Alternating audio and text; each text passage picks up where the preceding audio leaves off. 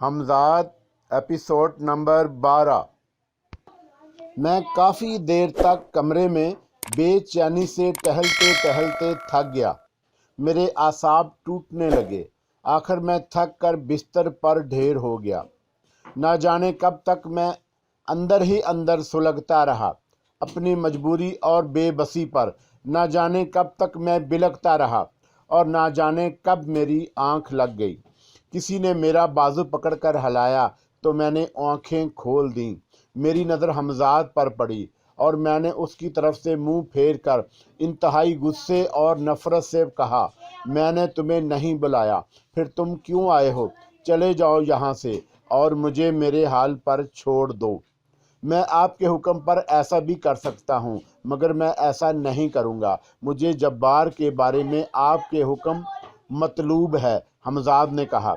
مجھے اب نہ کسی جبار سے دلچسپی ہے اور نہ اس کے بارے میں بات سے، میں نے جواب دیا۔ کہ آپ اس کی احسان فراموشی کو بھول گئے؟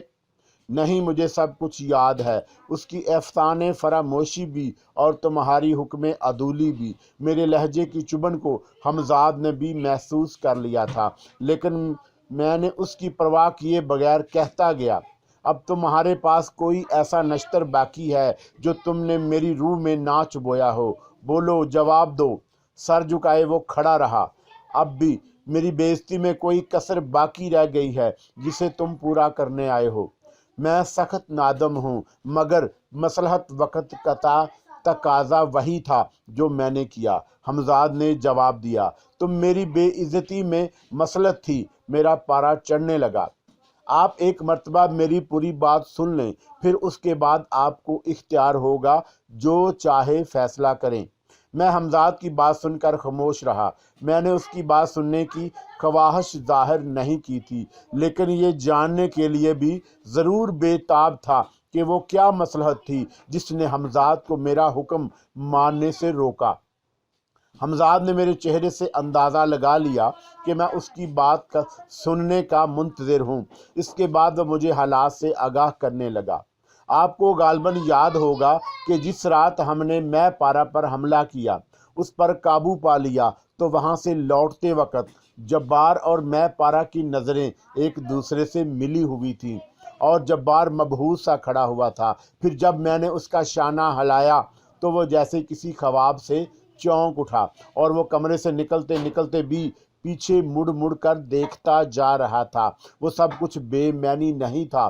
مے پارہ اچھی طرح جان چکی تھی کہ اب وہ آپ سے مکمل طور پر شکست کھا چکی ہے۔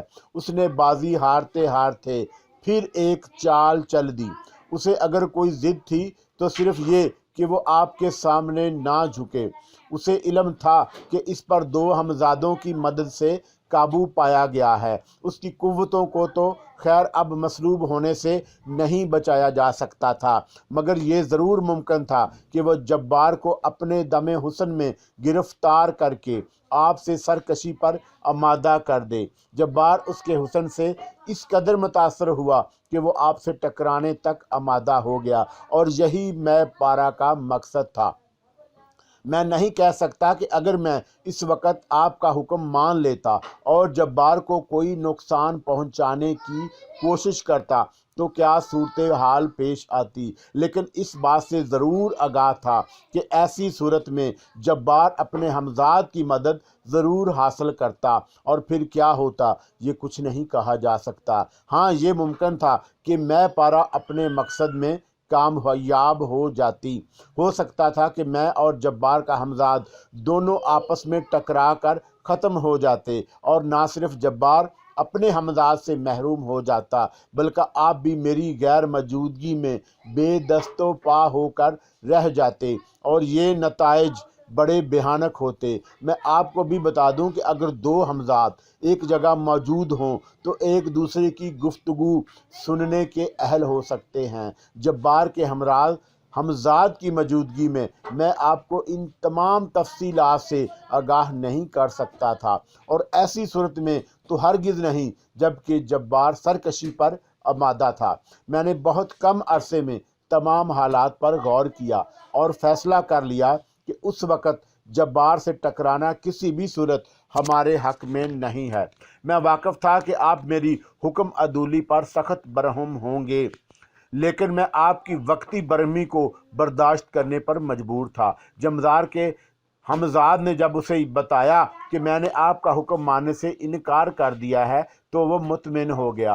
फिर उसने फ़ैसला किया कि उसे यहाँ नहीं रहना चाहिए और वो अपने हमजाद के साथ यहाँ से चला गया।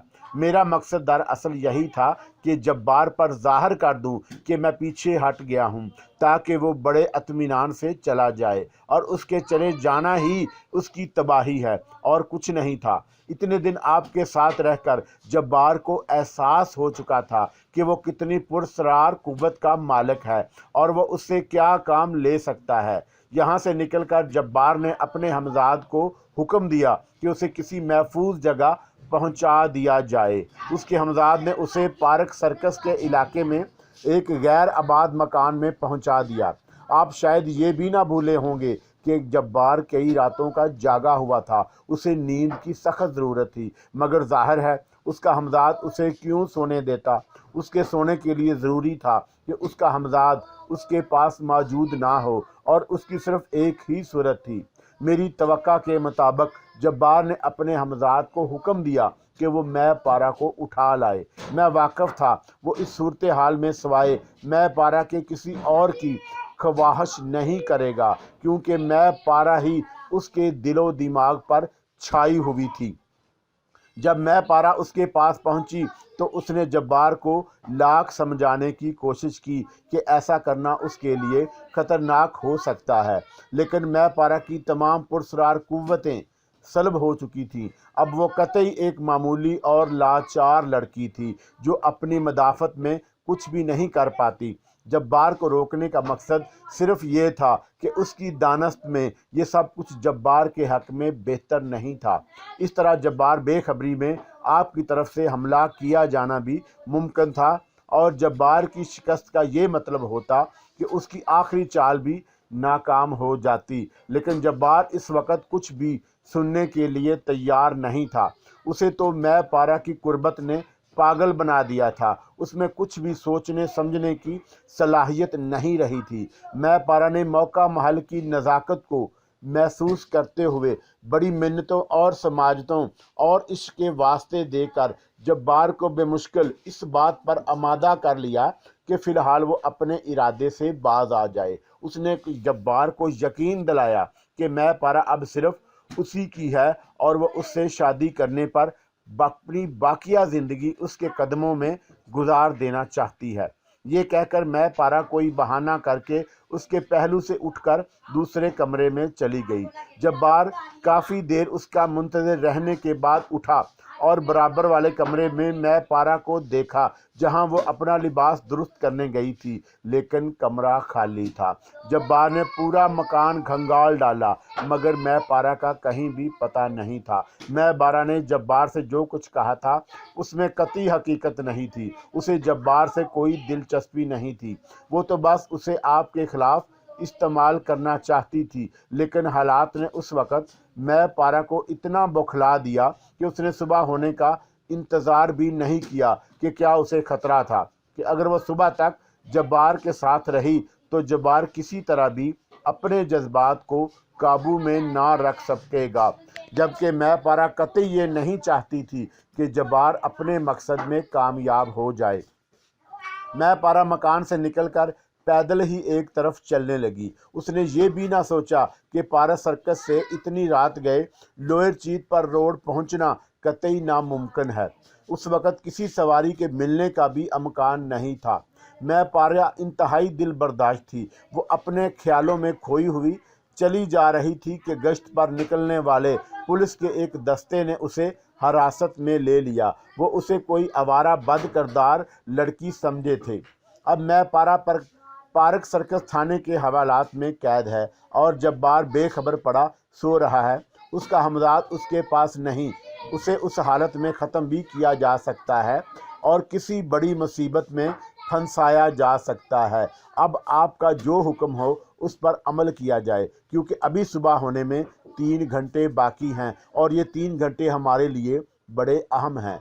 میں سمجھتا ہوں کہ آپ تمام حالات جاننے کے بعد آپ کی خفگی دور ہو چکی ہوگی۔ حمزاد نے اپنی بات ختم کرتے ہوئے میری طرف رحم طلب نظروں سے دیکھا۔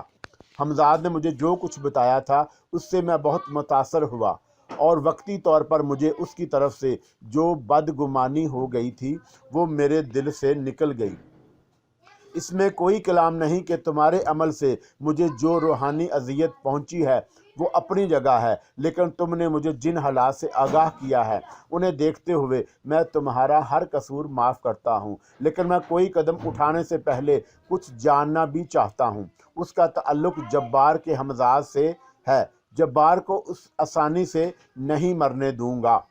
اس نے میری فتح شکست میں بدلنے کی کوشش کی تھی، جس کی اسے سزا بھگتنی پڑے گی، اور بہت سخت سزا میں پارا کے لیے جن عذابوں سے گزرا ہوں، میں نے جو مصیبتیں جھیلی ہیں ان سے تم بھی بخوبی واقف ہو۔ جبار کو اگر اس وقت ہمیشہ کی نیند سلا دیا جائے، بات ہی کیا ہوتی کہ میں اسے تڑپا تڑپا کر مارنا چاہتا ہوں، لیکن اس سے پہلے جیسے کہ میں کہہ چکا ہوں کہ میں جبار کے حمزاد کے بارے میں کچھ جاننا چاہتا ہوں۔ میں سمجھتا ہوں کہ جو پرسرار قوتیں تمہیں حاصل ہیں وہی اس کے حمزاد کے پاس بھی ہیں۔ کیا میں غلط کہہ رہا ہوں؟ میں نے اپنی بات ادھوری چھوڑ کر حمزاد سے سوال کیا۔ کسی حد تک آپ کی بات درست ہے، لیکن اس سے قطعی نظر چند باتوں پر آپ توجہ نہیں۔ وہ اس ضمن میں بنیادی باتیں ہیں۔ کسی بھی حمزاد کی پرسرار قوتوں کا تعلق اسے قابو کرنے والی قوت ارادی سے ہے۔ جو شخص جتنی قوت ارادی کا مالک ہوگا اس کا حمزاد بھی اس قدر زیادہ قوی ہوگا۔ ایک فرق تو میرے اور آپ کے درمیان یہی ہے، جبار کیونکہ خود مضبوط قوت ارادی کا مالک نہیں، اس لیے اس کا حمزاد بھی قوت میں اتنا نہیں جتنا آپ کا یہ غلام ہے۔ دوسری بنیادی بات یہ ہے کہ عمل اور اس کے حمزاد میں ذہنی ینگاگت و اشتراک بہت ضروری ہے، جو میرے اور آپ کے درمیان تو موجود ہے مگر جبار اور اس کے حمزاد کے درمیان نہیں۔ یہی سبب ہے کہ اس کا حمزاد خود اپنی طرف سے نہ تو اسے کوئی مشورہ دیتا ہے اور نہ ہی آنے والے خطرات سے آگاہ کرتا ہے، یہاں تک کہ وہ اسے سونے تک نہیں دیتا۔ اس کا سبب آپ جانتے ہی ہیں کہ جبار کے عمل میں کچھ خامی رہ گئی تھی۔ جبار اسے جو حکم دے گا وہ صرف اس پر عمل کرنے کا پابند ہے، خواہ مخواہ اس کے نتائج جبار کے حق میں ہوں یا نہ ہوں۔ غالباً آپ اچھی طرح سمجھ گئے ہوں گے کہ مجھ میں اور جبار کے حمزاد میں کیا فرق ہے۔ حمزاد نے مجھے پوری تفصیل سے آگاہ کر دیا۔ وقت تیزی سے گزرتا جا رہا تھا اور اب مجھے تمام حالات کو جاننے کے بعد جبار اور میں پارا کے بارے میں کوئی فیصلہ کرنا تھا۔ میں آنکھیں بند کر کے سوچنے لگا۔ میں پارا تک پہنچنے کے لیے جبار کو راستے سے ہٹانا ضروری تھا۔ سوچتے سوچتے میرا ذہن ماضی کے ایک واقعے کی طرف چلا گیا، جب میں ناپاکی کی حالت میں پولیس کے ہتھے چڑھ گیا تھا اور مجھے جیل کا منہ دیکھنا پڑا۔ پھر مجھے جیل کے مصائب اور تکلیفیں یاد آئیں۔ پولیس جبار کی تلاش میں تھی۔ وہ اس کی نظر میں ایک خطرناک مجرم تھا۔ اگر وہ کسی طرح پولیس کے ہاتھ لگ جائے تو اس کے لیے سزائے پھانسی کے اور کوئی سزا نہیں ہو سکتی۔ یہی نہیں بلکہ اسے سزائے موت پانے سے پہلے طرح طرح کی اذیتوں سے گزرنا پڑے گا، کیونکہ وہ ایک انگریز کا قاتل بھی ہے۔ اس پر انگریزوں کے خلاف کام کرنے والی خفیہ تنظیموں میں شامل ہونے کا الزام بھی ہے۔ یقیناً وہ ان خفیہ تنظیموں کے بارے میں جاننے کے لیے اسے انتہائی اذیتیں دیں گے، چاہے وہ اذیتیں برداشت کرتے کرتے مر ہی کیوں نہ جائے، جن کے بارے میں وہ کچھ نہیں جانتا، اور جب وہ نہیں بتائے گا تو اذیتیں اور بڑھتی جائیں گی۔ وقت کم رہ گیا ہے۔ حمزاد کی آواز نے میرے خیالوں کا سلسلہ ترک کر دیا۔ میں ایک نتیجے پر پہنچ چکا ہوں، وہ یہ کہ تمہیں ایسی کوئی تدبیر کرنی پڑے گی کہ جبار کو اسی وقت اور اسی حالت میں گرفتار کر لیا جائے۔ میں نے کہا، ایسا ممکن ہے، حمزاد نے جواب دیا۔ پھر بولا، لیکن اس صورت میں ایک خطرہ بھی ہے، وہ یہ کہ پولیس کو آپ کے یہاں موجودگی کے بارے میں مطلع کر سکتا ہے اور اس فلیٹ کا پتہ بھی بتا سکتا ہے۔ تمہارا کہنا درست ہے، لیکن کیا ہم اسی وقت کہیں اور منتقل نہیں ہو سکتے؟ مشکل ضرور ہے، ناممکن نہیں۔ حمزاد نے جواب دیا۔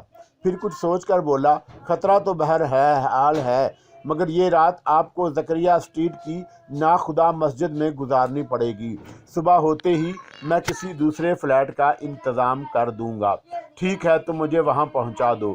وہ صبح جو ہوگا دیکھا جائے گا۔ خطرات تو قدم قدم پر ہیں، آخر ان سے کب تک بچا جا سکتا ہے؟ اور میں پارا کے بارے میں کیا ارشاد ہے؟ حمزاد نے پوچھا۔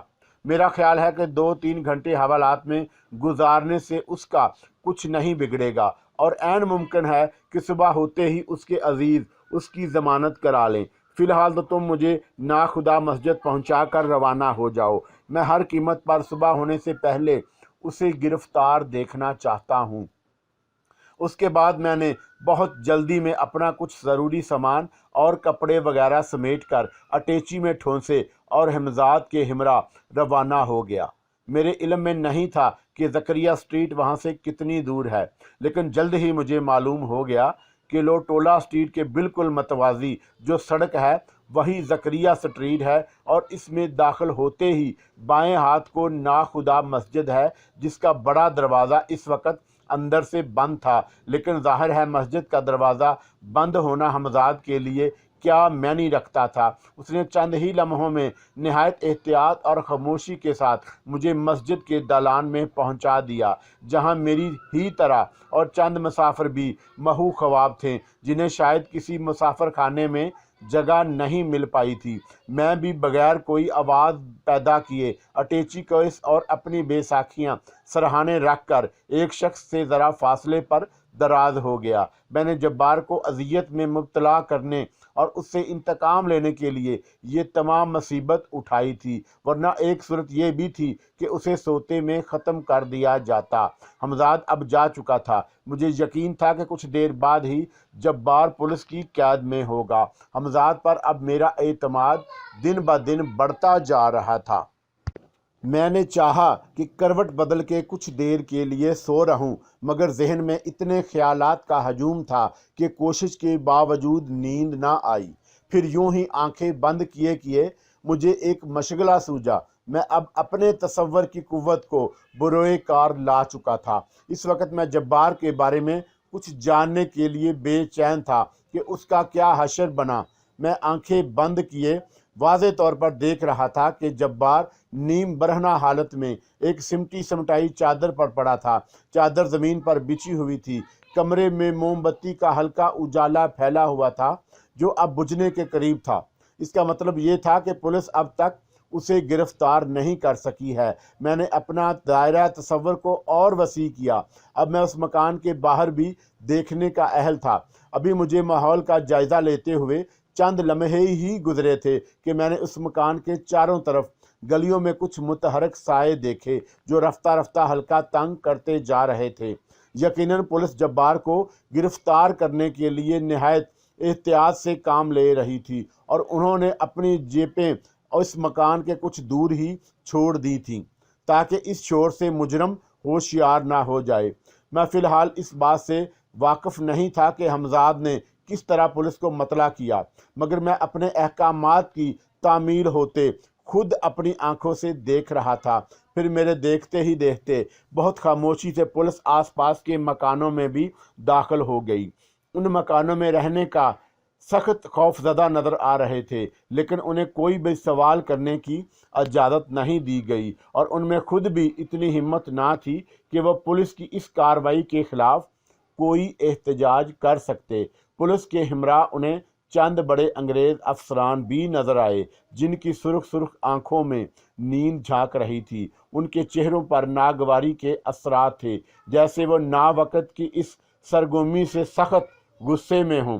جبار کی گرفتاری کے لیے حکام کوئی بھی غیر محتاط قدم اٹھانے کو تیار نہیں تھے، اس لیے انہوں نے جبار پر ہاتھ ڈالنے سے پہلے اس کے فرار کی تمام راہیں مسدود کر دی تھیں۔ وہ اپنی نظر میں ایک انتہائی خطرناک مجرم کو گرفتار کرنے جا رہے تھے، جو ایک مرتبہ ملٹری کی سخت نگرانی کے باوجود فرار ہونے میں کامیاب ہو چکا تھا، اور جس کے فرار پر سخت کہرام مچا تھا۔ ہر طرف بندوقیں کی نالیں رائفلیں اور پستول نظر آ رہے تھے۔ انگریز افسر نے احکامات جاری کیے کہ جس حد تک ممکن ہو مجرم کو زندہ گرفتار کرنے کی کوشش کی جائے، اور انتہائی صورت میں جب کہ اور کوئی چارہ نہ ہو اور مجرم کے اچانک فرار ہو جانے کا خطرہ درپیش ہو تو اس پر فائر کیا جائے۔ یہ احکامات اس نے سرگوشی کے انداز میں دیے تھے۔ وہ کوئی بھی خطرہ مول لینے کے لیے تیار نہیں تھا۔ اس نے 2 افسروں کو کچھ اشارہ کیا، پھر اس کے حکم پر اس مکان کے باہر ایک بڑی سیڑھی لگا دی گئی۔ جن افسران کو اس نے اشارہ کیا تھا وہ بلندی سے آگے بڑھے اور سیڑھی پر چڑھنے لگے۔ ان دونوں کے ہاتھ میں پستول تھے۔ چند لمحوں بعد ہی پولیس کی ایک بڑی تعداد اندر داخل ہو چکی تھی۔ پولیس بہت جلد اس کے کمرے تک پہنچ گئی جس میں موم بتی کا اجالا پھیلا ہوا تھا۔ ٹارچوں کی روشنی تیزی سے ہر طرف پڑ رہی تھی۔ غالباً انہیں خدشہ تھا کہ کہیں مجرم کے ساتھ اس کے دوسرے ساتھی بھی نہ ہوں۔ جب وہ مطمئن ہو گئے تو ہر طرف سے اس کمرے کو گھیرے میں لے لیا گیا۔ اس کے دروازے اور کھڑکیوں سے اب بندوقیں اور رائفلوں کی نالیں جھانک رہی تھی، لیکن اس کے باوجود اب تک کسی میں اتنی ہمت نہیں ہو رہی تھی کہ کمرے میں داخل ہو کر بے خبر سوتے ہوئے جبار پر ہاتھ ڈال سکے۔ انگریز افسران کے چہروں پر اب بھی خوف کی پرچھائیاں تھیں۔ وہ کچھ ضرورت سے زیادہ ہی جبار سے خوف زدہ تھے، کیونکہ انہیں بتایا گیا تھا کہ وہ انگریزوں کے خلاف کرنے والی خفیہ تنظیموں کے سربراہ کا دست راست ہے۔ ظاہر ہے وہ کوئی معمولی یا غیر اہم آدمی نہیں رہا ہوگا۔ انگریز افسران پستول تانے دروازے میں کھڑے تھے، اور ان میں خود تو اتنی ہمت نہیں تھی کہ جبار تک پہنچ پائے۔ انہوں نے چند دوسرے ہندوستانی افسروں کو آگے بڑھ کر جبار کو گرفتار کرنے کا حکم دیا۔ جبار اب تک حالات سے بے خبر اسی طرح محو خواب تھا۔ اب 3-4 ہندوستانی افسر بہت آہستہ آہستہ قدم اٹھاتے ہوئے اس کی طرف بڑھ رہے تھے، اور یہ منظر دیکھ کر انگریز افسروں کی بزدلی پر دل کھول رہا تھا، جو پولیس کی اتنی بڑی تعداد ساتھ ہونے کے باوجود خوف زدہ نظر آ رہے تھے۔ پھر وہ منظر میرے لیے انتہائی پرمسرت تھا جب میں نے جبار کے ہاتھوں میں ہتھ کڑیاں پڑتے دیکھیں اور وہ اسے ایک دم گھبرا کر اٹھتے دیکھا۔ وہ پھٹی پھٹی آنکھوں سے ہر طرف دیکھ رہا تھا، جیسے وہ سمجھ نہ پا رہا ہو کہ ایک دم کیا ہو گیا۔ میں نے اس سے زیادہ دیکھنے کی ضرورت محسوس نہ کی اور آنکھیں کھول دیں۔ میرے آس پاس کے سونے والوں کے خراٹے گونج رہے تھے۔ ابھی صبح ہونے میں کچھ دیر باقی تھی۔ میں چاہتا تھا کہ جلد سے جلد صبح ہو تاکہ میں یہاں سے کسی محفوظ مقام پر منتقل ہو جاؤں۔ جبار کی گرفتاری کے بعد میرا اس طرح کھلے عام پھرنا خطرناک ہو سکتا تھا۔ یقیناً جبار پولیس کو میرے بارے میں بھی بتا دے گا، اور اگر اس نے خود ایسا نہ بھی کیا تو پولیس اس پر تشدد کر کے میرے بارے میں معلوم کرنے کی ہر کوشش کرے گی، اور جب انہیں یہ معلوم ہوگا کہ میں بھی کلکتے میں ہوں تو پھر تیزی سے میری تلاش شروع ہو جائے گی۔ اسی وقت میرے ذہن میں ایک اور خیال آیا کہ کہیں جبار کو اس کی مہلت نہ مل جائے کہ وہ غسل کر لے۔ اس صورت میں اس کا پولیس کی گرفت سے نکل جانا ناممکن نہیں تھا۔ اس خیال کے پیش نظر میں چاہتا تھا کہ حمزاد کو اس طرف بھی سے بھی محتاط کر دوں، لیکن یہاں مسجد میں دوسرے افراد کی موجودگی کے سبب حمزاد سے ہم کلام ہونا کسی خطرے کا پیش خیمہ بھی ہو سکتا تھا۔ مجھے صبح کا انتظار تھا، اب اور صبح ہونے میں دیر نہیں رہی تھی، اور لمحہ بے لمحہ میری بے چینی میں اضافہ ہوتا جا رہا تھا۔ میں نے اپنے ذہن کو انتظار کی کلفت سے نکالنے کے لیے ایک مرتبہ پھر اس تصور کی قوت کا سہارا لیا۔ اس مرتبہ میری چشم تصور اس کے چہرے کی تلاش میں تھی جس کے لیے میں نے کتنی ہی راتیں اور کتنے ہی دن تڑپ تڑپ کر گزارے تھے۔ آخر وہ چہرہ میرے سامنے آ ہی گیا۔ یہ چہرہ میں پارا کا تھا۔ اس چہرے کو دیکھتے ہی مجھے دھچکا سا لگا۔ اس کے رخساروں پر آنسو بہہ رہے تھے اور چہرے پر شدید روحانی اذیت کے آثار تھے۔ چند ہی لمحوں بعد میری سمجھ میں سب کچھ آ گیا، اور جو کچھ میں نے سمجھا اس نے میرا خون کھول دیا۔ وہ حوالات تو نہیں تھی، مگر پارک سرکس کے تھانے کا ایک کمرہ تھا۔ اس کمرے کے باہر تھانے انچارج کی तख्ती लगी हुई थी। मैं पारा को पुलिस ने जिस हालत में गिरफ्तार किया था उससे उन्होंने यही अंदाज़ा लगाया होगा कि वो कोई आवारा लड़की है। फिर जाहिर है एक आवारा हसीन लड़की के साथ जो कुछ किया जाना चाहिए था वही हो रहा था। मैं पारा का ये हशर होगा इसके बारे में मैंने कभी सोचा भी नहीं था। मैं पारा की इंतहाई जिल्लत थी। मस्जिद का बड़ा दरवाज़ा अब खुल चुका था। मेरे पास सोने वाले एक एक करके बेदार होने लगे थे। मैंने जल्दी से उठकर अपना सूटकेस उठाया और बेसाखियां संभालता हुआ तेजी से मस्जिद के दरवाजे से निकलकर खुली सड़क पर आ गया। सड़क अभी दूर दूर तक सुनसान पड़ी थी। मैं तेज तेज चलता हुआ जल्दी से एक चौड़ी सी गली में दाखिल हो गया। मुझे हमजाद को तलब करने के लिए किसी ऐसी ही जगह की तलाश थी जहां से फौरन किसी के गुजरने का खदशा ना हो। हमजाद के पहुंचते ही मैंने बगैर उसके कोई बात सुने बेताबी से कहा, इस वक्त फौरन पारस सर्कस के थाने पहुंचो और मैं पारा को इन दरिंदों के चुंगल से आज़ाद करा के उसके फूफी के फ्लैट में पहुंचा दो और उसके बाद जितनी जल्दी मुमकिन हो मुझ तक पहुंचने की कोशिश करो। हमजाद मेरा हुक्म सुनकर फौरन रवाना हो गया और मैं उस गली से निकलकर फिर वक्त गुजारी के लिए खुली सड़क पर निकल आया। अब इक्का दुक्का नमाजी मस्जिद की तरफ जा रहे थे।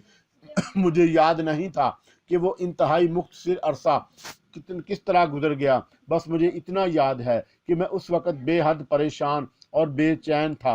नामालूम इन दरिंदों ने मैं पारा का क्या हाल किया हो, इस ख्याल ने मुझे सख्त मुज़तरिब कर दिया था। चलते चलते अचानक मैंने अपने साथ हमजाद को देखा। तुम लौट आए? मैंने सरगोशी की। जी हाँ, हमजाद ने जवाब दिया। क्या हुआ? मैं पारा को उसकी फूफी के फ्लैट में पहुंचा दिया है, हमजाद ने जवाब दिया। रिहाइश के बारे में क्या सोचा? मैंने फौरन दूसरा सवाल किया। उसी सड़क पर दाएं तरफ मुड़कर चंद कदम के फासले पर मुसाफिर खाना है, आप कुछ देर वहां क़याम कीजिए। मैं किसी करीबी जगह मकान तलाश करने की कोशिश करता हूँ। मुमकिन है हमें ज़करिया स्ट्रीट में कोई फ्लैट मिल जाए, मगर ये सब मालूम करने के लिए थोड़ा सा वक्त चाहिए। ठीक है, मैं मुसाफिर खाने में चलता हूँ। तुम जल्द से जल्द कोई मुनासिब जगह ढूंढ कर आ जाओ, मैंने बात को मुख्तसर करते हुए कहा। मैं नहीं चाहता था कि कोई राहगीर मुझे इस तरह अकेले जाते बड़बड़ाते सुने, क्योंकि बज़ाहिर मैं अकेला ही चल रहा था। हमजाद मुझसे फिर रुखसत हो गया। मैं कुछ देर मुसाफिर खाने में बैठ पाया था कि हमजाद लौट आया। उसने वाकई बहुत तेज़ी से काम किया था। वो आते ही बोला, मैंने हस्बे तवक्का एक फ्लैट यहाँ ज़करिया स्ट्रीट में तलाश कर लिया है। हर चंद के उसकी पगड़ी बहुत है, मगर नहायत आरामदा और महफूज है। आप फ़ौरन यहाँ से उठिए और मेरे साथ साथ चलिए। वो फ्लैट एक हकीम साहब की मलकियत है, उनसे आप ही को सौदा करना पड़ेगा। मैंने हमजाद की बात का कोई जवाब नहीं दिया, क्योंकि मेरे आसपास दूसरे मुसाफिर भी बैठे थे। मैं खामोशी से अपनी बेसाखियां टेकता हुआ उठा और मुसाफिर खाने से निकल गया। हकीम साहब से मामला निपटने में ज़्यादा देर नहीं लगी, क्योंकि मैंने उनकी मुंह मांगी पगड़ी दे दी थी और वो भी नकद में। मैंने उसी वक्त उनके फ्लैट की चाबी ली और रवाना हो गया। फ्लैट हकीम साहब की रिहाइश गाह से ज़्यादा दूर नहीं था। मैं जल्द ही वहां तक पहुंच गया। सर छुपाने की जगह का इंतज़ाम होने के बाद अब मैं किसी कदर पुरसकून था। हमजाद ने मेरे पुराने फ्लैट का सारा सामान मिनटों में इस फ्लैट में मुंतकिल कर दिया। सुबह सुबह का वक्त था, इसलिए तमाम काम चुपचाप हो गया, वरना यह सब कुछ पूरी तरह दिन निकलने के बाद ज़रा मुश्किल हो जाता, क्योंकि अगर लोगों की नज़र ऊपर उठ जाती और दूसरा सामान फिजा में उड़ता हुआ किसी तरफ चला जा रहा है तो उनके औसान खता हो जाते और सारे शहर में इस वाक़े का चर्चा हो जाता, जो ज़ाहिर है मेरे हक में बेहतर नहीं था। इत्मीनान का सांस लेने के बाद अब मुझे जब्बार के बारे में जानने की फिक्र हुई। हमजाद से दरियाफ्त करना चाहता था कि उसने किस तरह पुलिस को जब्बार के पीछे लगा दिया। कुछ देर बाद इत्मीनान से मसहरी पर नीम दराज हमजाद की गुफ्तगू सुन रहा था। मुझे अपनी कारगुजारियों के बारे में बता रहा था। मैंने एक मुसलमान पुलिस अफसर को बेदार कर दिया और फिर जैसे ही वो बेदार हुआ, रोशनदान से एक पत्थर कमरे में आकर गिरा, जिसके साथ एक पर्चा लिपटा हुआ था। पुलिस अफसर जल्दी से उठा और वो पर्चा उठा लिया जो उस पत्थर के साथ कमरे में गिरा था। उस पर्चे में उसने जब्बार के मुतल्लक सारी पढ़ी और वह पर्चा एक गुमनाम की तरफ से लिखा गया था। उसका हमदर्द था और उसकी तरक्की देखना चाहता था।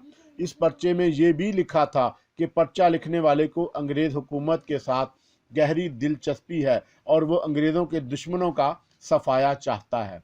उस पुलिस अफसर के लिए अपने अफसरान की खुशनुदी हासिल करने का ये सुनहरी मौका था। उसने बगैर वक़्त ज़ाया किए अपने अंग्रेज़ अफसरान और आला हकाम से राब्ता कायम किया और फिर वो सब कुछ हो गया जो आप चाहते थे। हमजाद के खामोश होते ही मुझे वो बात याद आई जो मैं इस हंगामे में भूल गया था। हालांकि पहले मैं हमजाद का मुंतज़िर था कि मैं उसे उस सिलसिले में मुहतात कर दूं, लेकिन मैं पारा के वाक़े ने मेरी सारी तवज्जो अपनी तरफ मबजूल करा ली। एक बहुत बात ज़रूरी है, मैंने हमजाद को मुखातब किया, तुम्हें इस सिलसिले में मुहतात रहना है। तुम जब्बार के लिए कोई ऐसा मौका नहीं आने दोगे कि वो गुस्ल कर ले। तुम जानते हो कि इस सूरत में वो अपने हमजाद को तलब कर सकता है और फिर मामलात हमारे हाथ से निकलने का ख़तरा है। मैं इस सिलसिले में आपके कुछ कहने से पहले ही मुहतात था। मैं जब्बार की तरफ से पूरी तरह बाखबर हूँ। अब तक उसे कोई ऐसा मौका नहीं मिला है और आइंदा भी मैं कोशिश करूँगा कि उसे कोई ऐसा मौका ना मिले। फ़िलहाल तो उस पर तशद्दुद किया जा रहा है कि वो अंग्रेज़ के ख़िलाफ़ काम करने वाली खुफिया तंजीमों के बारे में और उसके लिए काम करने वाले लोगों से मुतल्लक पुलिस के सामने सब कुछ कबूल कर ले, मगर ज़ाहिर है वो इस सिलसिले में क्या बता सकता है। दिल्ली की हुकूमत को भी उसकी गिरफ्तारी से मतला कर दिया गया है और गालबन आज ही उसे पुलिस की तहवील से मिलिट्री की तहवील में दे दिया जाएगा। हमजाद ने बताया। उसने अब तक मेरे बारे में कुछ नहीं बताया।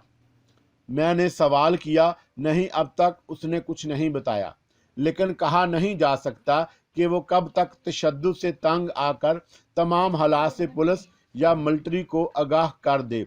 हमजाद ने जवाब दिया। रात में पूरी नींद ना ले सका था और इस वक्त मुझे नींद का गलबा महसूस हो रहा था, इसलिए मैंने बकिया बातों को शाम होने पर उठा रखा और हमजाद को रुखसत करके सोने के लिए लेट गया। शाम के करीब मैं सोकर उठा तो मुझे कुछ भूख सी महसूस हुई। मैंने हमजाद को तलब करके खाना मंगवाया। खाने से फारग होकर मैंने हमजाद को मुखातब किया, जिसे अभी मैंने जाने की इजाज़त नहीं दी थी। आज की रात मेरी ज़िंदगी की यादगार रात होगी। मैंने हमजाद की तरफ देखते हुए कहा, मगर खिलाफ मामूल मुझे उसके चेहरे पर फ़िक्रमंदी के आसार नज़र आए। मैंने उस बात को महसूस करते हुए कहा, शायद तुम मेरी बात सुनकर उलझ गए हो। मेरी मुराद मैं पारा से है।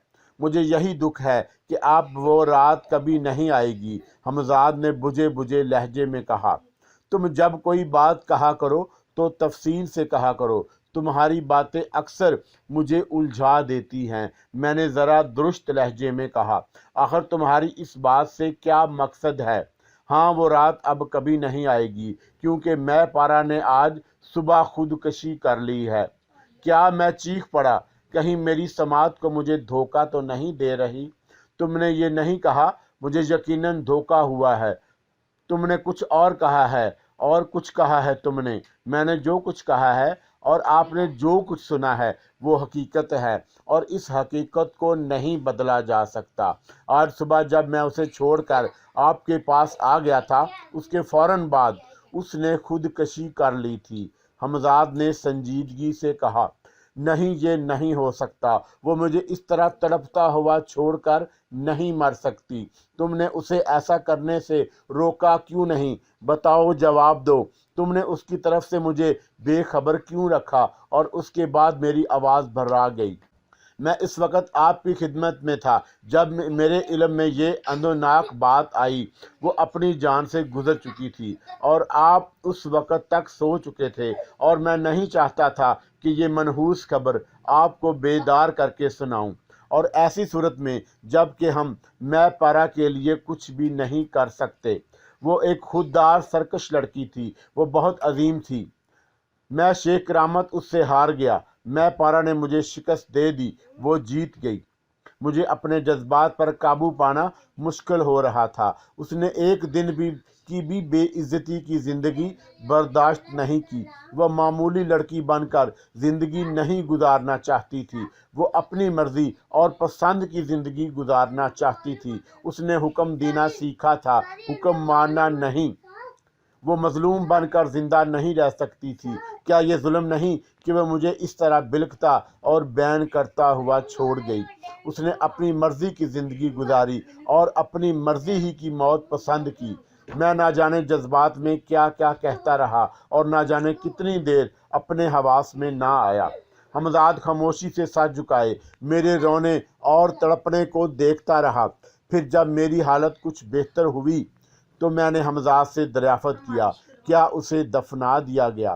جی ہاں، حمزاد نے جواب دیا، میں آخری بار اس کی صورت بھی نہ دیکھ پاؤں گا۔ کتنا بد نصیب ہوں۔ میری آنکھیں بھر آئیں۔ اس کے بعد حمزاد نے مجھے بتایا کہ میں پارا نے لگے میں پھندا ڈال کر اس کمرے میں خودکشی کر لی تھی جہاں میں نے اسے آخری بار دیکھا تھا۔ میں پارا کی موت نے میرے دل پر چرکا لگایا تھا جس کا اندازہ لگانا مشکل کام تھا۔ اس صدمے نے مجھے بے حال کر دیا۔ میں پارا کی موت نے عورت کے بارے میں میرے انداز فکر کو ہی بدل کر رکھ دیا۔ میں اب اچھی طرح سمجھ چکا تھا کہ مرد چاہے جتنا بھی طاقتور ہو لیکن عورت کی مرضی اور منشا کے خلاف کسی بھی طرح اسے جھکنے پر مجبور نہیں کر سکتا۔ میں پارا کے اندھوناک واقعے کے بعد کچھ دن تک جیسے میری زندگی ایک جگہ ٹھہر ہی گئی۔ میں دن رات فلیٹ میں پڑا رہتا، زندگی سے جیسے میری دلچسپی ختم ہو گئی تھی، لیکن در حقیقت ایسا نہیں تھا۔ ابھی ہنگامے میری تلاش میں تھے۔ میں پارا کی موت کو ابھی 3-4 دن ہی گزرے تھے کہ ایک صبح حمزاد نے آ کر مجھے اطلاع دی کہ جبار نے ملٹری کے تشدد کے سامنے سب کچھ سچ سچ قبول کر لیا ہے اور گزشتہ رات ہی ملٹری نے میرے کولو ٹولہ والے فلیٹ پر چھاپا مارا ہے اور اب وہ تمام شہر میں مجھے تلاش کرتے پھر رہے ہیں۔ انہیں جبار کی باتوں پر ابھی پوری طرح یقین نہیں آیا ہے۔ دراصل اس نے یہ ماننے سے انکار کر دیا ہے کہ اس کا تعلق انگریزوں کے خلاف کسی خفیہ تنظیم سے ہے، لیکن انہیں آپ کی تلاش ضرور ہے۔ اس دوران کچھ اعلیٰ حکام دہلی سے کلکتہ پہنچ چکے ہیں جو پہلے اس کیس کی تحقیق پر مامور رہ چکے ہیں۔ انہوں نے بھی جبار سے پوچھ گچھ شروع کر دی ہے، مگر جبار کی پرسرار باتیں سن کر انہیں اس پر اعتماد نہیں رہا۔ وہ کسی حمزاد کے وجود کو تسلیم کرنے پر آمادہ نہیں ہیں۔ حمزاد نے مجھے آگاہ کیا تو اس کا یہ مطلب ہے کہ اس نے اپنے اور میرے بارے میں جو کچھ علم تھا سب ملٹری کو بتا دیا۔ میں نے پوچھا، جی ہاں، جن حالات میں آپ کی اور اس کی ملاقات ہوئی اور پھر جو کچھ ہوا، اس نے ایک ایک بات سے ملٹری کے حکام کو آگاہ کر دیا۔ ہر چند کے احکام کو اس باتوں پر یقین نہیں آیا کیونکہ اس کے سامنے خفیہ تنظیم کے اس رکن کا بیان بھی ہے جس نے میں پارا کے زیر اثر مرنے سے پہلے تمام تنظیموں کے سربراہ کو بتایا تھا کہ پھر جبار آپ کے ساتھ جیل میں رہنا، وہاں سے فرار، اس کے بعد اس کا پکڑا جانا اور رہا ہونا، یہ تمام باتیں ہی اس بات کا ثبوت فراہم کرتی ہیں کہ اس کا تعلق آپ سے ہے۔ پھر اس نے ایک انگریز کو بھی قتل کیا تھا، اس واقعے کو بھی فراموش نہیں کیا جا سکتا تھا۔ حمزاد نے مجھے تمام صورتحال بتا دی۔ اس واقعے کو مشکل سے ابھی 2 دن ہی گزرے ہوں گے کہ ایک صبح مجھے خفیہ تنظیم کی طرف سے پیغام ملا۔ پیغام اس مرتبہ بھی ایک خنجر ہی کے ذریعے پھینکا گیا تھا۔ پیغام میں لکھا تھا کہ شیخ کرامت، ہمیں یہ جان کر خوشی ہوئی کہ تمہارے دل میں وطن کی محبت زندہ ہے اور تم انگریزوں کے خلاف ہماری مدد کرنے پر آمادہ ہو، مگر تم میرٹھ سے ایسے غائب ہوئے کہ کافی دن تک تمہارا کوئی پتہ نہ چل سکا۔ پھر ہم نے اپنے ذرائع سے معلوم کیا کہ تم کلکتہ پہنچ چکے ہو، اور اب اس بات کی تصدیق بھی ہو چکی ہے، ہمارے علم میں یہ بھی آ چکا ہے کہ تمہارا ساتھی ملٹری کی قید میں ہے اور اس نے تمہارے بارے میں سب کچھ بتا دیا ہے۔ اس سے تمہارے اور اس کے اختلاف کا پتہ چلتا ہے۔ بہرحال ہمیں اس بات سے کوئی غرض نہیں، اور ہم تمہاری ذاتی معاملات میں نہیں الجھنا چاہتے، اور نہ ہی ہمارا مقصد تمہیں کوئی نقصان پہنچانا ہے۔ بہت جلد ہمارا ایک نمائندہ کسی بھی رات تم سے رابطہ قائم کرے گا۔ اگر اس عرصے میں تمہارا ارادہ بدل چکا ہو تو ہمیں تم سے کوئی شکایت نہیں ہوگی۔ ہم تمہارے بھیجے ہوئے آدمی سے صاف صاف اپنے دل کی بات کر سکتے ہو۔ اس صورت میں بھی تمہیں اپنا دشمن نہیں پاؤ گے۔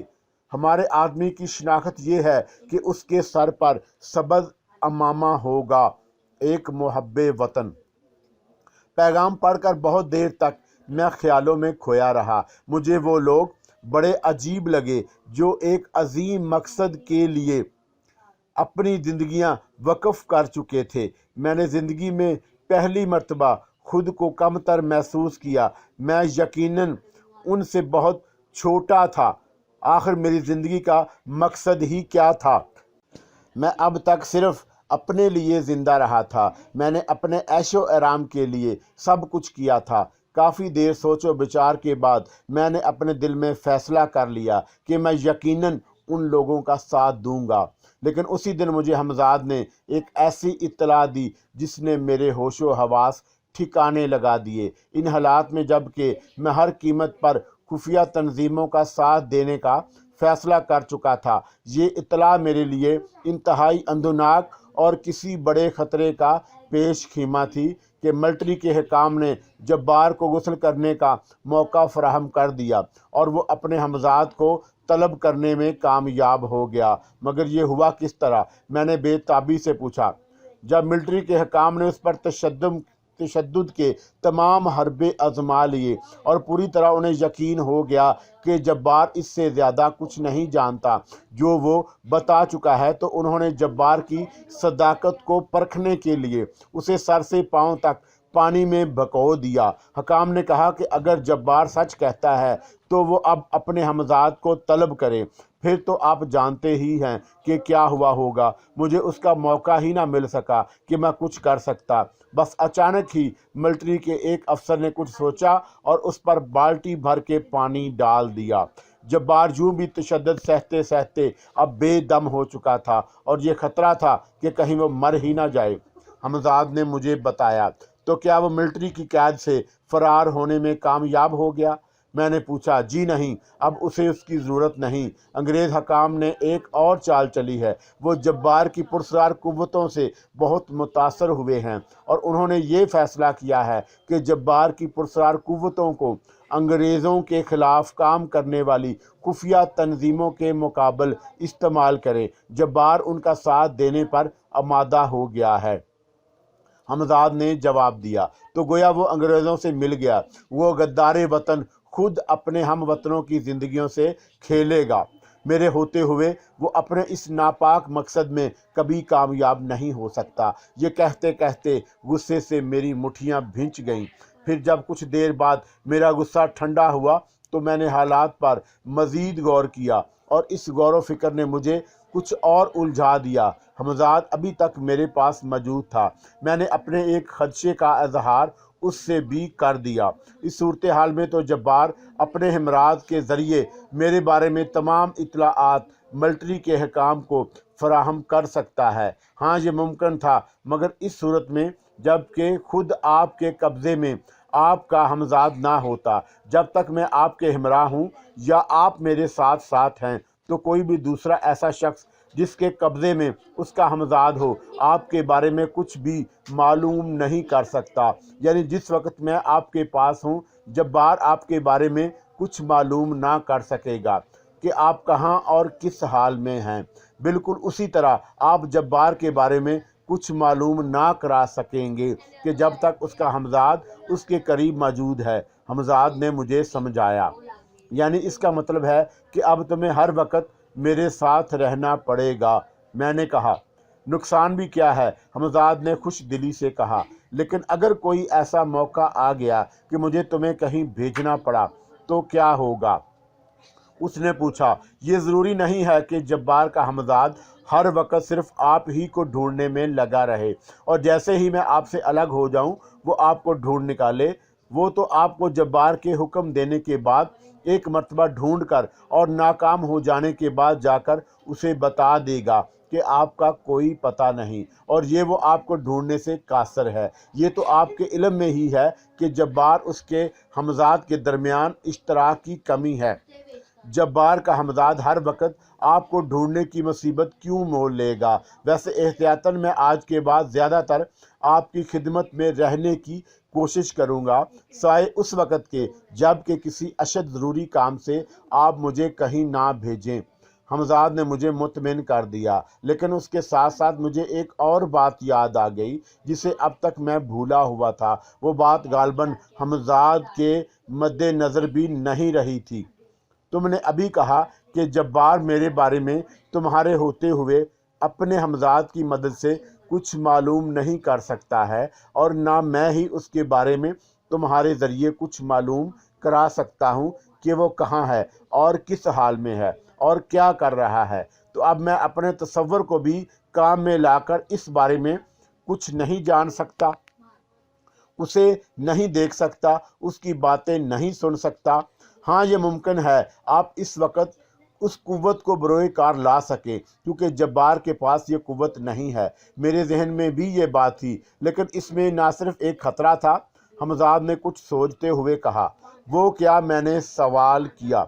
वो ये कि उस सूरत में जब्बार का हमजाद जो हर वक्त उस पर मुसल्लत ही रहता है उस बात से बाखबर हो जाएगा कि जब्बार को कोई पुरस्रार कुव्वत देख रही है और वह कुव्वत उसकी नज़र में सिवाय आपके और कोई नहीं हो सकती। वो जब्बार को आपके बारे में बताकर होशियार ज़रूर कर सकता है, लेकिन तुम अभी कह चुके हो कि जब्बार और उसके हमजाद के दरमियान इश्तराक व यंगागियत की कमी है। इस सूरत में उसके हमजाद को क्या पड़ी है कि ख्वामख्वाह उस बात से आगाह करे कि मैं उसे अपनी पुरस्रार कुव्वत के ज़रिए देख रहा हूँ। मैंने एतराज़ किया। आपका ये कहना दुरुस्त है, मगर इस मकान को पसे पुश्त नहीं डाला जा सकता, हमजाद ने कहा। और फिर इस तरह सिर्फ आप उसे देख और सुन सकते हैं, उसे कोई नुकसान नहीं पहुंचा सकते, लेकिन इस तरह मैं उसके मंसूबों और हरकतों सकनात पर तो नज़र रख सकता हूँ। हाँ, ये मुमकिन है। फिर उसी दिन दोपहर के बाद हमजाद ने मुझे बताया कि जब्बार ने मिलिट्री के हकाम की इमा पर अपने हमजाद के ज़रिए मुझे तलाश करने की कोशिश थी, मगर नाकाम रहा। शाम होते होते मैंने हमजाद से एक और बुरी खबर सुनी। उसने मुझे बताया कि खुफिया तंजीम के कई अहम अफराद गिरफ्तार किए जा चुके हैं और ये सब कुछ जब्बार के हमजाद की मदद से किया गया है। जब्बार अब पूरी तरह अंग्रेज़ों के हाथ में खेल रहा था। अब कुछ मेरे करने की बारी थी। मैं हर कीमत पर उन लोगों की रिहाई चाहता था। ये तमाम मालूमात हमजाद ने मेरे करीब रहते हुए अपनी पुरस्रार कुव्वतों को बरोए कार लाकर फराहम की थी। वो मेरे साथ रहने के बावजूद हालात से पूरी तरह खुद भी बाखबर रहना चाहता था और मुझे भी बाखबर रहना था, क्योंकि मैं उसे बता चुका था कि मेरा इरादा खुफिया तंजीम के लोगों की मदद करने का है। अब हमजाद की जिम्मेदारियां पहले से कुछ बढ़ गई थी, इसलिए उसने मुझे बर वक्त हालात से मतलाह किया था। हालांकि अभी खुफिया तंजीम का कोई नुमाइंदा मुझसे नहीं मिल पाया था, मगर मैं अपने तौर पर एक फ़ैसला कर चुका था और मैंने उस पर अमल करना शुरू कर दिया था। ये सूरत हाल बहुत नाजुक थी कि खुफिया तंजीम के अफराद व अहकाम की नज़र में आते जा रहे थे, और ना सिर्फ नज़र में आते जा रहे थे बल्कि उनमें से कुछ गिरफ़्तार भी किए जा चुके थे। फ़िलहाल उनके लिए मैं उससे ज़्यादा और कुछ नहीं रुक सकता था कि उन्हें मिलिट्री की सख्त पहरे के बावजूद वहाँ से फ़रार करा दूँ जहाँ उन्हें कैद रखा गया है, क्योंकि इस तरह उनकी ज़िंदगियाँ खतरे में थीं। यही सब कुछ सोचकर मैंने हमजाद को हुक्म दिया। हालात पेचीदा होते जा रहे हैं। मेरी समझ में फ़िलहाल सिर्फ यही आया है कि जो लोग गिरफ़्तार हो चुके हैं उन्हें किसी तरह बचा लिया जाए, वरना उनकी ज़िंदगियां خطرے میں پڑنے کا احتمال ہے۔ انگریز درندے انہیں کسی بھی جال میں زندہ نہیں چھوڑیں گے۔ تم فوراً روانہ ہو جاؤ اور جس قدر جلدی ممکن ہو ان تمام لوگوں کو وہاں سے فرار کرا دو۔ حمزاد کے جانے کے بعد میں کافی دیر تک بگڑے ہوئے حالات پر غور کرتا رہا۔ حمزاد کی غیر موجودگی میں مجھے ایک خدشہ یہ بھی تھا کہ کہیں اس وقت دوبارہ جبار اپنے حمزاد کو میری تلاش پر نہ لگا دے۔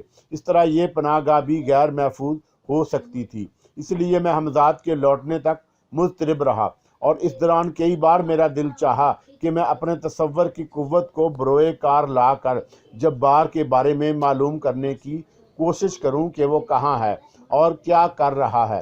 احتیاط کے پیش نظر میں اپنے ارادے سے باز رہا، لیکن میں نے اپنے چشمے تصور سے تنظیم کے افراد کی رہائی کا پورا منظر دیکھا۔ حمزاد کے روانہ ہونے کے کچھ دیر بعد ہی میں اپنے تصور کی قوت کو بروئے کار لا چکا تھا۔ میں نے حمزاد کو ایک انگریز کی طرف جھپٹتے دیکھا جس کے ہاتھ میں چمڑے کا ہنٹر تھا۔ وہ اپنے ہنٹر کو سامنے دو ستونوں کے درمیان جکڑے ہوئے ایک بے بس نوجوان کو مارنے کے لیے بلند کر رہا تھا۔ میں نے دیکھا کہ انگریز کا ہاتھ اٹھا کا اٹھا ہی رہ گیا۔ وہ اپنا ہاتھ نیچے گرانے سے قاصر تھا، پھر اس کے ہاتھ سے ہنٹر چھوٹ کر دور جا گرا۔ تنگ و تاریک کمرے کا منظر بہت بھیانک تھا۔ اسی کمرے کے دیوار پر تھوڑے تھوڑے فاصلے سے 7 نوجوان لٹکے ہوئے تھے۔ ان کے دونوں ہاتھوں کو رسی سے جکڑ کر انہیں دیوار میں لگے ہوئے بڑے بڑے آہنی ہکوں سے لٹکا دیا گیا تھا اور ان کے پیر بھی رسیوں سے جکڑے ہوئے تھے۔ ان کے جسم پر جگہ جگہ سے کھال ادڑ چکی تھی جن سے خون بہہ رہا تھا، اور کمرے میں اس وقت صرف 2 انگریز افسر ایک ہندوستانی نظر آ رہا تھا۔ ہندوستانی کے ماتھے کا ٹیکا اس بات کی نشاندہی کر رہا تھا کہ وہ ہندو ہے۔ تینوں کے ہاتھ میں چمڑے کے ہنٹر تھے۔ وہ تینوں شاید انہیں مارتے مارتے تھک چکے تھے۔ یہ کام شاید وہ اپنے ماتحتوں سے بھی لے سکتے تھے، مگر کوئی اہم اور خاص بات معلوم کرنے کے چکر میں وہ خود مظلوموں کے لیے عذاب بنے ہوئے تھے۔ جیسے ہی انگریز افسر کے ہاتھ سے ہنٹر چھوٹ کر دور جا گرا، ہندوستانی اسے اٹھانے کے لیے لپکا، لیکن جب وہ ہنٹر اٹھانے کے لیے جھکا تو چیخ مار کر اوندے منہ جا گرا۔ اس کی پشت پر پڑنے والی حمزاد کی نادیدہ لات اتنی ہی بھرپور تھی۔ دوسرا انگریز افسر بھی اب حمزاد سے محفوظ نہیں رہا تھا۔ اس کا ہنٹر بھی ایک جھٹکے کے ساتھ اس کے ہاتھ سے نکلا اور پہلے افسر کے منہ پر پڑا، اور تینوں کو حمزاد نے مار مار کر آدموا کر دیا۔ اس کمرے سے کچھ دور ذرا فاصلے پر موجود دوسرے افسران نے غالباً اس طرف اس لیے توجہ نہ دی کہ وہ بہت دیر سے کمرے سے آنے والی چیخو پکار سن رہے تھے، اور وہ یہی سمجھتے رہے کہ یہ شور قیدیوں کی آہو بقا کا ہے۔ پھر ان کے وہاں نہ پہنچنے کی دوسری وجہ بعد میں مجھے حمزاد سے بھی معلوم ہوئی کہ افسران کا حکم تھا کہ جب تک انہیں کمرے میں طلب نہ کیا جائے وہ وہاں داخل نہ ہوں۔ یہ اذیت خانہ ملٹری ہیڈ کوارٹر کی پشت کی دیوار کے ساتھ بنا ہوا تھا۔ میرے دیکھتے ہی دیکھتے حمزاد نے ان تمام نوجوانوں کو آزاد کر دیا۔ وہ سبھی نوجوان یہ حیرت انگیز منظر دیکھ کر ششدر رہ گئے۔ خود بخود اس کمرے کی پشت کی دیوار میں ایک بڑا سا خلا پیدا ہوتا جا رہا تھا۔ پھر اس خلا میں اتنی گنجائش پیدا ہو گئی کہ وہ اس سے گزر کر باہر نکل سکتے تھے۔ دونوں انگریز افسران اور ایک ہندوستانی افسر کو، جو تقریباً نیم بے ہوش تھے، انہوں نے گلا گھونٹ کر ہلاک کر دیا تھا۔ کمرے سے نکل کر 4 دیواری پر چڑھنے کے لیے کوئی ایسا مشکل کام نہیں تھا۔ وہ ایک ایک کر کے اس پر چڑھ کر دوسری طرف کودتے رہے۔ ملٹری کے دوسرے افراد اور ان کے درمیان کمرہ حائل تھا، اس لیے کسی نے انہیں فرار ہوتے نہیں دیکھا، اور اب یوں بھی ہر طرف اندھیرا پھیلنے لگا تھا۔ میں نے اب آنکھیں کھول دیں۔ مجھے محسوس ہوا جیسے میری روح کو بوجھ ہلکا ہو گیا ہو۔ چند ہی لمحوں بعد حمزاد میرے پاس موجود تھا۔ میں اس کی کارکردگی سے بہت خوش تھا۔ مجھے اس دن نامعلوم کیوں ایک عجیب سی مسرت کا احساس ہوا جس سے پہلے میں نا آشنا تھا۔ وقتی طور پر ہی صحیح میرے دل کو سکون مل گیا تھا۔ یہ اسی رات کا واقعہ ہے कि मुसलसल आहिस्ता आहिस्ता दस्तक से मेरी आंख खुल गई। हमजाद मेरे पास ही मुअद्दब खड़ा था। मैंने उसे सिर्फ इतना दरियाफ़त किया, क्या कोई ख़तरा है? जी नहीं, हमजाद ने मुख्तसर सा जवाब दिया। हमजाद का जवाब के बाद मैंने दरवाज़ा खोलने के लिए हुक्म दे दिया। कमरे का दरवाज़ा खुलते ही आने वाला बहुत मोहतात अंदाज में दाखिल हुआ। उसने अपना आध चेहरा कपड़े में छुपाया हुआ था, जिस वजह से सिर्फ उसकी रोशनी और चमकीली आंखें नज़र आ रही थी। मेरी नज़र अचानक उसके सर की तरफ उठी और मैं उसे पहचान गया। आने वाला मेरे लिए अजनबी नहीं रहा था। मैं समझ चुका था कि आने वाले का ताल्लुक उसी खुफिया तंजीम से है जिसका ख़त मुझे कुछ दिन कबल मिला था। नौजवान के सर पर सब्ज़ अमामा था, जिसकी निशानदाही उस ख़त में कर दी गई थी जो उस तंजीम की तरफ से मुझे लिखा गया था। उसके अंदर आते ही हमजाद ने दरवाज़े की कुंडी लगा दी, और कुंडी लगाने से जो आवाज़ पैदा हुई उसने अजनबी को चौंका दिया। उसने एकदम पलट कर देखा। उसकी आंखों में एक लम्हे के लिए हैरत के साए तैरते नजर आए, और फिर दूसरे ही लम्हे तेजी से उसका हाथ अपने ढीले ढाले लिबास में गया, और अब उसके हाथ में तेज चमकीला खंजर था। मैंने अंदाज़ा लगा लिया कि उसे यकीनन कुछ गलत फहमी हुई है, और उसका सबब यह था कि हमजाद का वजूद उसकी नज़रों से पोशीदा था। वो बड़े चौकन्ना अंदाज में अपनी बड़ी बड़ी रोशन आंखों से कमरे का जायज़ा लेने लगा। मैंने ये सोचकर कि बात कहीं बिगड़ ना जाए, उसे मुखातब किया। अजनबी, यहाँ तुम्हें किसी किस्म का ख़तरा नहीं। तुम इस वक्त शेख करामत के रूबरू हो। यहाँ इस वक्त मेरे अलावा और कोई नहीं। मुझे यकीन है कि तुम्हें यहाँ आने से पहले मेरे बारे में बहुत कुछ बता दिया गया होगा। दरवाजे के खुद ब खुद बंद होने जाने पर हैरान होने या किसी किस्म की गलत फहमी में मुब्तला होने की ज़रूरत नहीं। ये मेरी पुरस्रार कुव्वतों का अदना सा करिश्मा है। तुम्हारे मज़ीद इत्मीनान के लिए मैं तुम्हें यह बता दूं कि मैं बहरहाल तुम लोगों के साथ देने का फ़ैसला कर चुका हूँ। ये कहकर मैंने अपने जुमलों का रद्द अमल जानने के लिए उसके चेहरे की देखने लगा। शायद चंद लम्हे अजनबी ने कुछ सोचा और फिर खंजर लिबास में कहीं छुपा लिया। गालबन उसने मेरे लहजे की सदाकत को महसूस किया था। मैंने अपनी मसहरी के करीब रखी हुई एक आराम कुर्सी की तरफ इशारा करके अजनबी से वहां बैठने के लिए कहा। वो नपे तुले कदम रखता हुआ आगे बढ़ा और आरामदा कुर्सी पर बैठ गया। अभी तक उसने ना तो मुझे मुखातब किया था और ना ही मेरी किसी बात का जवाब दिया था। मुझे उसके इस रवैये से कुछ उलझन भी महसूस हो रही थी, मगर मैंने उसका इजहार नहीं किया और मुंतज़िर रहा कि वो खुद ही कुछ बोले। लेकिन कुछ बोलने से पहले उसने अपने चेहरे से नकाब हटा दिया, और यही वो लम्हा था जब मुझे महसूस हुआ कि एक बिजली सी कूद गई। वो मेरे लिए एक जहनी झटका ही था। मैंने कई दफ़ा पलकें झपकाईं कि शायद मेरी बसारत मुझे धोखा दे रही हो। मेरे लिए ये एक अजनबी गैर बदमतवक्के बात थी। बड़ी बड़ी रोशन आंखें मुझे घूर रही थी। वो चेहरा इतना ही हसीन था कि कुछ देर के लिए मैं उसके खदो खाल में खो सा गया। उजली रंगत, काली चमकीली नशीली सी आंखें, होंठ गुलाब की सी पंखड़ियाँ, रुखसारों की सफ़ेदी में हल्की हल्की सुर्ख घुली हुई और जोड़ी पेशानी पर सरसब्ज़ अमामा इस तरह बंधा हुआ था जैसे दुल्हन के सर पर सेहरा सजा हुआ हो। बड़ी बड़ी आंखों पर लंबी स्याह पलकें, सतवां नाक और बाल इमामे में छुपे हुए थे जिनका मैं सिर्फ तसव्वुर ही कर सकता था। दाएं रुखसार पर खबीस सा गड़ा जैसे नर्म सुबक रूपानी में भनूर पड़ जाए। गुलाबी होंठों से झांकती हुई सफ़ेद दांतों की कतार, अबरू जैसे दो कमानों खींची हुई। मैं उसे देखते का देखता रह गया। वो जहन में औरत के हुस्न पर लिखे जाने वाले फारसी और उर्दू के ना जाने कितने शेर गूंज गए। आज भी वो चेहरा याद आ जाता है तो यादों में चिराग जलने लगते हैं। मैं ना जाने कब तक उसी महवियत में गुम रहता कि मेरी समात में घंटियां सी बज उठी। उस आवाज़ की झंकार, गूंज और ठंडक मैंने अपनी रूह में उतरती हुई महसूस की। शेख तुम्हें मुबारक हो कि तुमने सच्चाई के हक में फैसला दिया। हम तुम्हें खुश आमदीद कहते हैं। अब तुम अकेले नहीं रहे, तुम्हारे साथ सरफरोशों और जानबाजों का वो काफिला है जो वफा करना और वफा निभाना जानता है। मुझे यकीन है कि तुम भी हमें मायूस नहीं करोगे। वफा करना और वफा निभाना, क्या तुम सच कह रही हो? मैं जैसे ख्वाब के से आलम में ही बोला, हाँ ये भी सिर्फ अल्फाज हैं, मगर जब ये अल्फाज तुम्हारा तजर्बे बनेंगे तो तुम्हें खुद ब खुद इनकी सदाकत पर यकीन आ जाएगा। मेरी नज़रें उस चेहरे का तवाफ़ कर रही थीं।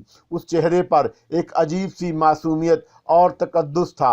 ऐसा तकद्दुस मैंने उससे पहले किसी औरत के चेहरे पर नहीं देखा था। एक ऐसा तकद्दुस जिसमें पाकीज़गी और तहारत थी, जिसके रूबरू आम सतह और सिफली जज्बात ना जाने कहाँ खो जाते हैं। हुस्न और तकद्दुस के इस इम्तजाज के सामने कोई मुँह ज़ोर जज्बा सर नहीं उभारता। मैंने उसी लम्हे अपने अंदर घटिया और सिफली जज्बात को गहरी नींद सोते हुए महसूस किया। ये तजर्बा मेरे लिए कतई नया था। रूब हुस्न और खुद फरामोशी के एहसास से मेरी पलकें झुक गईं। वो कौन थी? उसका क्या नाम था? मुजाहिदों की खुफिया तंजीम से उसका क्या ताल्लुक़ था? वो उनमें किस तरह और क्यों शामिल हुई? मुझे कुछ भी नहीं मालूम था, मगर इस वक्त मुझे महसूस हो रहा था कि मैं उसे बरसों से जानता हूँ। वो मेरे लिए अजनबी नहीं है। न जाने क्यों मेरे दिल में उसके लिए अपनायत का जज्बा पैदा हो गया, जिसे वो मेरी अपनी हो। जैसे उसके सारे दुख सुख मैं जानता हूँ, जैसे मैं उसके दुखों में शरीक हूँ और जैसे मैं उसके इश्क में मुब्तला हूँ, बिल्कुल रवायती आशिकों की तरह जो अपने महबूब की एक एक अदा पर अपनी जान नसार कर देते हैं। इसकी पाकीज़गी जिनके दिलों में हवस को मिटा देती है, जिसकी ज़िंदगी का मकसद सिर्फ इश्क और इश्क से माला माल होते हैं, जो सिर्फ इश्क करने के लिए पैदा होते हैं, मिलने के लिए पैदा होते हैं, फना हो जाने के बाद जिंदा रहते हैं। मेरी महय्यत फिर टूट गई और वह मुझसे हम कलाम थी कि तुम्हें सिर्फ ये इतला देने आई हूँ कि कल इसी वक्त फिर आऊँगी। तुम्हें कल मेरे साथ चलना होगा। कहाँ? मैंने खोए हुए लहजे में कहा। ये तो तुम्हें कल ही मालूम हो जाएगा, उसने मुझे जवाब दिया।